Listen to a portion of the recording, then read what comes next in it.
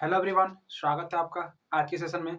दोस्तों, आपने ये कभी सोचा है कि जब हम चलती बस में बैठे हुए रहते हैं और बस अचानक रुक गई है, तो हम लोग क्या करते हैं? आगे की तरफ झुक जाते हैं। या यदि बस खड़ी है, हम लोग उसमें बैठे हुए हैं और अचानक बस चलने लगती है, हम लोग पीछे की ओर झुक जाते हैं, है ना दोस्तों? आखिर इसका क्या रीज़न है? आखिर ऐसा क्यों होता है? चलिए आज इसी को जानने का हम लोग प्रयास करते हैं। तो आज का हमारा जो चैप्टर है, वो है बल तथा गति के नियम। बल तथा गति के नियम, force and laws of motion. ठीक दोस्तों, गति के नियम। गति के बहुत सारे नियम हैं, 3 तरह का मैंने लॉ दिया हुआ है न्यूटन के द्वारा, वैज्ञानिक न्यूटन के द्वारा। उसको हम जानेंगे और पहले बल को जानेंगे। सबसे पहले हम जानते हैं बल क्या चीज है। आखिर बल का परिभाषा क्या होना चाहिए? What is force? यदि क्वेश्चन पूछा जाए कि बल क्या है, व्हाट इज फोर्स, तो आप क्या डिफाइन लिखिएगा? बल, जैसे किसी चीज को धक्का देते हैं या इसको खींचते हैं, तो क्या था? उसका आकृति में परिवर्तन होता है, उसका साइज में चेंज होता है, उसका शेप बदलता है, उसका डायरेक्शन चेंज होता है। जैसे फुटबॉल, उसको हम किक करते हैं, क्या दोस्तों? तो एक साइड से दूसरी साइड में जाता है ना दोस्तों? तो ये सब कैसे हो रहा है? ये बल का प्रभाव से हो रहा है, ठीक है दोस्तों? मतलब बल किसी चीज को, उसका आकृति को, उसका साइज को, उसका जो है दिशा को बदल सकता है, ठीक है दोस्तों? तो बल एक कारक है, ठीक है दोस्तों? धक्का या खिंचाव, इसको हम लोग बोलते हैं बल, ठीक है दोस्तों? नेक्स्ट है हमारा बल का प्रकार। बल के प्रकार, टाइप्स ऑफ फोर्स। देखिए, मेनली बल दो प्रकार का हम लोग मान सकते हैं, संपर्कित बल और असंपर्कित बल। मान के चलिए, संपर्कित बल मतलब इसको इंग्लिश में क्या होता है? कॉन्टैक्ट फोर्स, ठीक है? मतलब कॉन्टैक्ट से जो होगा, कॉन्टैक्ट फोर्स। एक असंपर्कित बल, असंपर्कित बल, ठीक है दोस्तों? मतलब नॉन कॉन्टैक्ट फोर्स। जैसे मान लीजिए एक चुंबक है, एक मैग्नेट है, नॉर्थ पोल साउथ पोल, ठीक है दोस्तों? वहां पे क्या किया? एक कील काटी, उसको रखेंगे, ये लोहा का बना हुआ है, तो क्या करेगा दोस्तों? इसको अट्रैक्ट करता है ना दोस्तों? इसको क्या करेगा? अट्रैक्ट कर लेगा अपनी तरफ, खींच लेता है। लेकिन क्या इसमें एक्चुअल दोनों में संपर्क कुछ हो रहा है? कुछ टच टच हो रहा है? नहीं टच हो रहा है, थोड़ा दूर से लग रहा है। इसका मतलब क्या है? ये असंपर्कित बल है। उसी तरह जैसे हम कोई चीज ऊपर तरफ फेंकते हैं, तो ग्रेविटेशन के बल के कारण, गुरुत्वाकर्षण बल के कारण नीचे की ओर आता है, मतलब उसमें भी क्या है? असंपर्कित बल। लेकिन जब हमारा मांसपेशी से बल लगाते हैं, मान लीजिए हम अपने हाथ से किसी चीज को मार रहे हैं या कुछ जो खींच रहे हैं, तो वो क्या है? कॉन्टैक्ट हो रहा है, एक्चुअल कॉन्टैक्ट हो रहा है, मतलब टचिंग से हो रहा है। इसको बोलेंगे संपर्कित बल। ठीक है दोस्तों, ये संपर्कित बल का, जैसे मांसपेशियों द्वारा बल, मांसपेशीय बल, इसको बोलेंगे संपर्कित बल। ठीक है, तो दो टाइप का हो गया, संपर्कित और असंपर्कित। ये क्लियर है दोस्तों? नेक्स्ट हमारा देखते हैं, नेक्स्ट हमारा टॉपिक दोस्तों, नेक्स्ट है बल के और भी प्रकार है। जैसे मैंने लिए, इसको हम लोग दो टाइप में देखते हैं, एक संतुलित बल, एक असंतुलित बल। संतुलित बल जिसको हम लोग बैलेंस्ड फोर्स बोलते हैं दोस्तों, बैलेंस्ड फोर्स, मतलब बैलेंस किया होगा, उसमें क्या बैलेंस देखते हैं? Balanced force. एक है हमारा असंतुलित बल, अनबैलेंस्ड फोर्स, असंतुलित बल। ठीक दोस्तों, असंतुलित बल मतलब अनबैलेंस्ड फोर्स, अनबैलेंस्ड फोर्स। अब इसको समझते हैं, क्या है ये संतुलित बल और क्या है ये असंतुलित बल। देखिए, जैसे हमारे पास एक बॉक्स है, एक बक्सा है, ठीक है दोस्तों? इसको दो साइड से दो आदमी खींच रहा है, एक आदमी ए, एक हमारा दोस्त मान लीजिए बी। देखिए, एक चीज आप ध्यान रखिएगा, बल बल का कुछ मात्रक है। जैसे कोई ना कोई फिजिकल क्वांटिटी का मात्रक होता है, हर फिजिकल क्वांटिटी का मात्रक होता है। जैसे कि द्रव्यमान का किलोग्राम में होता है, उसको मापते हैं, ठीक है दोस्तों? तो आखिर बल को हम किसे मापते हैं? आप पढ़ चुके हैं, बल को हम मापते हैं न्यूटन में, न्यूटन में। ठीक है दोस्तों, न्यूटन। एन मतलब बल का जो ऐसा मात्रक होता है, क्या दोस्तों?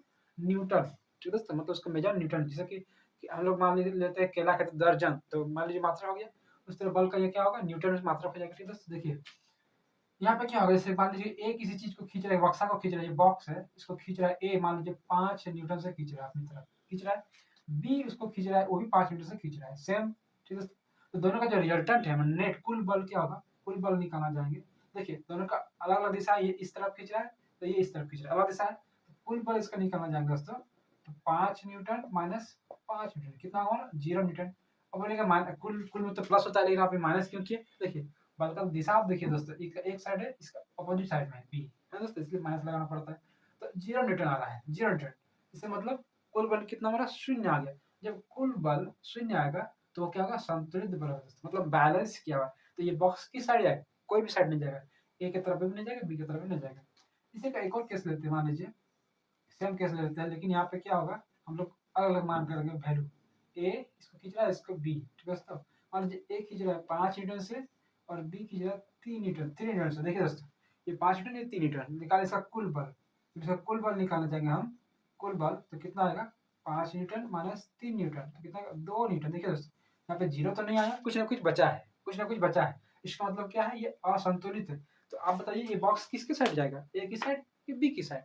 सिंपल सा कंसेप्ट है, जिसका ज्यादा फोर्स, जिसका ज्यादा बल बड़ा है 5 न्यूटन 3 न्यूटन, तो 5 इसके पास है ए के साइड, तो ये बॉक्स ए की साइड खिसकेगा। ठीक है दोस्तों, इसका आप एक स्क्रीनशॉट ले लीजिए। दोस्तों आपने देखा होगा कि यदि कोई वस्तु स्थिर अवस्था में है तो स्थिर अवस्था में ही रहनी चाहती है, यदि कोई मोशन में है मतलब गतिशील अवस्था में तो वो गतिशील अवस्था में ही रहना चाहती है। तो किसी वस्तु का अपने जिस अवस्था में है उसी ओरिजिनल अवस्था में रहने का जो गुण है, जो प्रॉपर्टी है, ठीक है दोस्तों, उसको बोलते हैं जड़त्व। क्या बोलते हैं, इनर्शिया, जड़त्व। तो हमारा अगला टॉपिक है जड़त्व। दोस्तों जड़त्व, इनर्शिया इसको बोलते हैं। ये क्या चीज है दोस्तों, किसी बॉडी का, किसी वस्तु का अपनी जिस स्थिति में है, या तो वह विराम की स्थिति में होगा या तो गति की अवस्था में होगा। तो जिस अवस्था में है, गतिशील अवस्था में है तो गतिशील अवस्था में रहना चाहेगा, या विराम की अवस्था में तो विराम की अवस्था में ही रहना चाहेगा। तो इस गुण को क्या बोलते हैं हम दोस्तों, इसको बोलते हैं जड़त्व। क्या है, जड़त्व। ठीक दोस्तों, जड़त्व के कारण ही क्या आता है, कोई वस्तु अपनी अपने पोजीशन को चेंज करने में विरोध करता है। ठीक दोस्तों, तो नेक्स्ट हमारा टॉपिक होगा गति के नियम। गति के नियम। अब देखिए दोस्तों, जिसका ज्यादा द्रव्यमान होगा उसका जड़त्व भी ज्यादा होगा। जैसे मान लीजिए ट्रेन है, ट्रेन का द्रव्यमान ज्यादा है तो उसका जड़त्व भी ज्यादा होगा। साइकिल है, साइकिल जड़त्व कम होगा क्योंकि द्रव्यमान कम है। अब देखिए गति के नियम, तो गति के 3 नियम बेसिकली। ठीक है दोस्तों, न्यूटन का दिया हुआ है। पहला नियम क्या है, देखिए गति के प्रथम नियम। गति के प्रथम नियम मतलब फर्स्ट लॉ ऑफ मोशन। ये क्या चीज, देखिए दोस्तों, ये सिंपली जड़त्व का ही परिभाषा है। जैसे कि कोई वस्तु यदि विराम की अवस्था में ही बोलना चाहता है ये नियम, तो वस्तु विराम की अवस्था में तो विराम की अवस्था में ही रहना चाहेगा।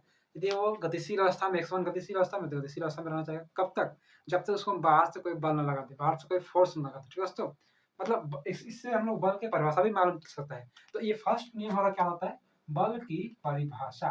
बल की परिभाषा आपको यदि एक वर्ड में जाए कि न्यूटन का जो पहला गति का पहला नियम है वो क्या बताता है, तो बल की परिभाषा, डेफिनेशन ऑफ फोर्स। ठीक है दोस्तों, कि बल एक्चुअली में है क्या, जब कोई वस्तु जिस अवस्था में है, गतिशील अवस्था में या फिर वो रेस्ट की अवस्था में है, विराम की अवस्था में, तो उस अवस्था को चेंज करने के लिए हमको बाहर से जो लगाना पड़ता है कारक, उस कारक को बोलते हैं बल। तो ये फर्स्ट लॉ ही है। ठीक है दोस्तों, सेकेंड लॉ हम देखते हैं, गति के दूसरे नियम। गति के दूसरे नियम को आप देखिए, सेकेंड लॉ ऑफ मोशन। ठीक है दोस्तों, ये क्या बताता है, ये बल का व्यंजक प्राप्त करने के लिए होता है। बल का व्यंजक का फॉर्मूला, बल का व्यंजक मतलब फॉर्मूला, तो F इजिकल हमारा फॉर्मूला होता है ma। आप जानते होंगे F इजिकल टू ma, ये बल का व्यंजक यहाँ से निकलेगा। फॉर्मूला ऑफ फोर्स, यहाँ पे m क्या द्रव्यमान है, द्रव्यमान, a क्या दोस्तों त्वरण। ठीक है दोस्तों, मतलब बल बराबर क्या होता है फॉर्मूला हमारा, द्रव्यमान इंटू गुना त्वरण, त्वरण गुना त्वरण। ठीक है दोस्तों, ये फॉर्मूला हो गया बल का। अब देखिए यहाँ पे बल का मात्रक आप निकाल सकते हैं। बल का मात्रक न्यूटन मान लीजिए, 1 न्यूटन। द्रव्यमान का कितना दोस्तों, 1 किलोग्राम। और त्वरण का मात्रक हम लोग पढ़ चुके मीटर पर सेकंड स्क्वायर। तो हम बोल सकते हैं कि 1 Newton is equal to 1 KG meter per second square. ठीक है दोस्तों, देखिए गति का दूसरा नियम यही बोलता है कि जो बल है वो डिपेंड करता है rate of change of momentum, मतलब संवेग में परिवर्तन की दर। जो बल होगा वो संवेग, यहाँ पी क्या दोस्तों, पी हमारा संवेग है। अब इसको यहाँ पे समझिए, पी क्या है, संवेग। संवेग ये होता क्या दोस्तों, ये द्रव्यमान गुना वेग का गुणनफल है। जैसे जिसका ज्यादा द्रव्यमान होगा उसका वेग थोड़ा कम होगा। जैसे बस, एक बस को आप यदि आप धकेलिएगा वो घिसकेगा लेकिन स्लो से घिसकेगा, लेकिन एक साइकिल को, आप बाईसाइकिल को धकेलिएगा या मोटरसाइकिल को धकेलिएगा थोड़ा स्पीड से घिसकेगा क्योंकि उसका द्रव्यमान कम है। ठीक है दोस्तों, तो संवेग एक्चुअली में क्या है, किसी बॉडी का वो गुण है जिससे वो अपना अवस्था को चेंज करता है। ठीक है दोस्तों, तो संवेग का फॉर्मूला क्या है, द्रव्यमान इंटू वेग।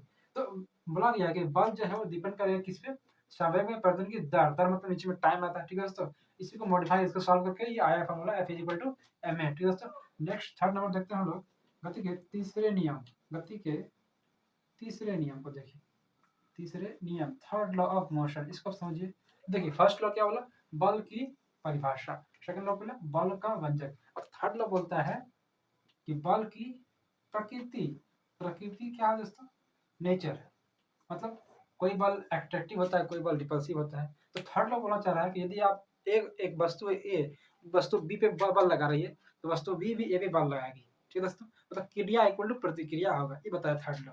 एक्शन इक्वल टू रिएक्शन, क्रिया बराबर प्रतिक्रिया। जितने जितने बल से वो ए में लगाएगी बी को, उतने ही बल से बी भी ए को लाएगी। ठीक है दोस्तों, क्रिया प्रतिक्रिया। आप ध्यान रखिएगा, क्रिया और प्रतिक्रिया सदैव अलग अलग वस्तु पर लग रहा है, मतलब एक वस्तु पर क्रिया लग रहा है, दूसरे वस्तु पर प्रतिक्रिया लगता है। ठीक है दोस्तों, न्यूटन का तीसरा नियम हो, जैसे कि जैसे आप देखे होंगे कि बंदूक से गोली से छोड़ते हैं तो गोली तो आगे जाती है, लेकिन बंदूक क्या होता है, पीछे की ओर झटका लेता है। ठीक है दोस्तों, या आप नाव से जब आप कूदते हैं, मान लीजिए कि आप समुद्र में या कहीं भी, तो जो क्या होता है, नाव पीछे जाती है, हम लोग आगे कूदते हैं तो नाव पीछे जाती है। ठीक है दोस्तों, तो झटका लगता है पीछे। या रॉकेट रॉकेट भी जब ऊपर जाती है तो पहले नीचे क्या होता है, नीचे गैस छोड़ती है। ठीक है दोस्तों, आग का टाइप गोला जैसे लगता है, आग जैसा लगता है, गैस टाइप का। ठीक है दोस्तों, प्रेशर आता है, थर्ड लॉ वहाँ अप्लाई हो रहा है। ठीक है दोस्तों, ये न्यूटन का तीसरा नियम है। तो दोस्तों, इसी पे बेस्ड हमारा है संवेग संवेग संरक्षण सिद्धांत बेस्ड है। तो नेक्स्ट हम देखते हैं संवेग संरक्षण सिद्धांत। आप इसका एक स्क्रीनशॉट ले सकते हैं। दोस्तों, हमारा नेक्स्ट टॉपिक है संवेग संरक्षण का सिद्धांत। आप इसको समझिए ध्यान से, बहुत ही इंपॉर्टेंट है ये ना। संवेग संरक्षण का सिद्धांत मतलब law of conservation of linear momentum. ठीक है दोस्तों, देखिए क्या है इस सिद्धांत में। जैसे इस सिद्धांत बोलना चाह रहा है कि मान लीजिए हमारे पास दो वस्तु है, ए और बी। मैंने इसका द्रव्यमान लिखा हुआ है m1, इसका द्रव्यमान लिखा हुआ है m2, और इसका प्रारंभिक वेग मैंने लिखा हुआ है u1, और इसका प्रारंभिक वेग मैंने लिखा हुआ है u2। ये मान लीजिए कि एक दूसरे के करीब आ रहा है। ठीक है दोस्तों, अभी टक्कर नहीं हुआ है, ये टक्कर के पहले है, टक्कर के पहले। इसका हम यदि कुल संवेग निकालना चाहेंगे पूरा सिस्टम का, यहाँ पे दो सिस्टम मान लीजिए, इसका कुल सिस्टम कुल संवेग निकालना चाहेंगे दोस्तों, कुल संवेग टोटल मोमेंटम, तो क्या होगा, देखिए इसका क्या होगा, मोमेंटम ए का होगा हमारा m1 u1, क्योंकि मोमेंटम संवेग मैंने बताया था फॉर्मूला, द्रव्यमान गुना वेग। इसका इनिशियल शुरुआत का वेग है u, प्रारंभिक वेग, प्लस m2 u2। अब मान लीजिए जब ये टक्कर हो गया था, टक्कर के बाद, अब टक्कर के बाद ये किसी वेलोसिटी से जाएगा। टक्कर के बाद मान लीजिए कि ये वेलोसिटी इसका है v1, इसका वेलोसिटी है v2, मतलब ये इसका v1, इसका v2, और इसका द्रव्यमान तो वही होगा, द्रव्यमान तो चेंज नहीं होगा, m1 m2, ए है और बी है। ये क्या फिगर हमारा टक्कर के बाद। ठीक है दोस्तों, तो इसमें जो हम निकाल देंगे कुल संवेग, तो कुल संवेग इसमें हमारा क्या आएगा, कुल संवेग आएगा m1 v1 plus m2 v2, क्योंकि इसके लिए ए के लिए क्या आएगा, m1 इसका द्रव्यमान है, v1 इसका वेलोसिटी है, मतलब वेग है। ठीक है दोस्तों, तो m1 v1 plus m2 v2। तो इसको ये संवेग संरक्षण सिद्धांत ये बोलना चाह रहा है कि जब कोई दो वस्तु है जब इसमें टक्कर हो रहा है, तो टक्कर के पहले जो कुल संवेग होगा वो इक्वल होगा। ये संवेग जो है इक्वल होगा, किसका इक्वल होगा, टक्कर के बाद जो संवेग बना है उसी का इक्वल होगा, मतलब m1 v1 plus m2 v2, यही है और कुछ नहीं है। इसका मतलब क्या है, जो कुल संवेग है वो संरक्षित है। आप इस तरह एज्यूम कर सकते हैं कि यदि ए का संवेग घट रहा है तो बी का बढ़ेगा, बी का घट रहा है तो ए का बढ़ेगा, मतलब जो कुल होगा दोनों का टोटल वो कंजर्व है। ठीक है दोस्तों, टक्कर के पहले जितना था उतना टक्कर के बाद होगा। अब एक और टॉपिक हमारा लास्ट टॉपिक है आवेग। इसको आप समझिएगा, आवेग, इम्पल्स, क्या चीज होता है, इम्पल्स, आवेग। देखिए दोस्तों, आपने गौर किया होगा जब क्रिकेट हम लोग खेलते हैं, क्रिकेट के मैच में, तो क्या होता है जब कैच लेते हैं तो इसे डायरेक्ट लेते हैं तो हमारा हाथ में चोट लगता है, लेकिन उसी वजह से हम इसे टाइम बढ़ा दिए, मतलब इसे खींच देते हैं पीछे तरफ, तो क्या होता है हमें चोट कम लगने का संभावना होता है। ऐसा क्यों होता है, क्योंकि आवेग के कारण। आवेग का फॉर्मूला आई से डिनोट करते हैं, आवेग बराबर क्या होता है, द्रव्यमान इंटू समय टी। दोस्तों एफ इंटू टी, ये फॉर्मूला होता है आवेग का। इसका मतलब क्या है, यदि हम टाइम को बढ़ा दिए, टाइम को बढ़ा दिए तो हमको बल कम लगाना पड़ेगा। ठीक है दोस्तों, बस चोट हमको कम लगेगा, क्यों, क्योंकि इम्पल्स मान लीजिए वो तो कांस्टेंट है किसी चीज का। देखिए यदि हम टाइम बढ़ा दें, टाइम को ऐसे कैच में ऐसे इंक्रीज कर दिए तो हमको समय कम, हमको बल कम लगेगा, मतलब चोट कम लगेगा। लेकिन यदि हम टाइम को हम कम कर दें, टाइम ही कम कर दें तो हमारा बल क्या होगा, ज्यादा लगेगा, मतलब बढ़ जाएगा दोस्तों। जैसे मान लीजिए हम लोग कैच लिए, डायरेक्ट कैच लिए, टाइम को तो हम कम कर दिए, तो क्या होगा दोस्तों, इसमें बल ज्यादा लगेगा क्योंकि इम्पल्स तो कांस्टेंट होगा। ठीक है दोस्तों, तो यही सब कंडीशन, यही सब फेनोमेना पे बेस्ड है हमारा चैप्टर। आप उम्मीद है दोस्तों आपको आंसर मिल गया होगा कि आखिर हम लोग आगे क्यों झुकते हैं, बस चलती बस में जब अचानक ब्रेक लगती है तो इसी कारण हमको सीट बेल्ट का प्रयोग किया जाता है। दोस्तों सीट बेल्ट का प्रयोग करने के लिए बुलाया जाता है, जब हम लोग फोर व्हीलर चलाते हैं, कार वगैरह कुछ भी चलाते हैं, तो हमको सीट बेल्ट दिया जाता है और गाइडलाइंस दिया जाता है ट्रैफिक पुलिस के द्वारा, इस सीट बेल्ट अवश्य लगाइए दोस्तों, ताकि जब अचानक आप यदि ब्रेक इमरजेंसी में आप ब्रेक मारे तो आप आगे की तरफ आप ज़्यादा न गिर जाए, आपको चोट लगने से बच जाए। ठीक है दोस्तों, उम्मीद है आपको चैप्टर ये क्लियर हो गया होगा, और अब से ये भी उम्मीद है कि अब से आप जो भी बाइक चलाएंगे तो आप हेलमेट का प्रयोग करेंगे और सीट बेल्ट का प्रयोग कार के चलाने वक्त करेंगे जरूर। ठीक है दोस्तों, आज की क्लास को यहीं पे रखते हैं। जय हिंद।